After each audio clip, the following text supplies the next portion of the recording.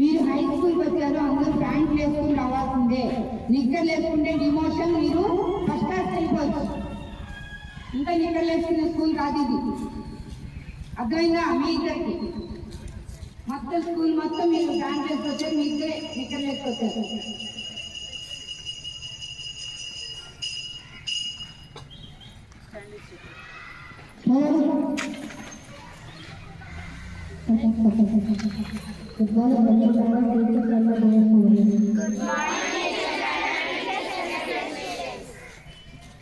Ground లో మీకు చెప్పలేదు, వాయిస్ గట్టిగా ఉండాలి.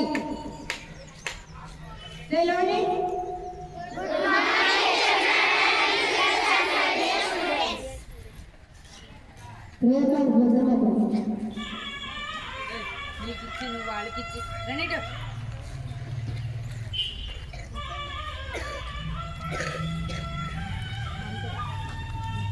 అంటే మొత్తం నాది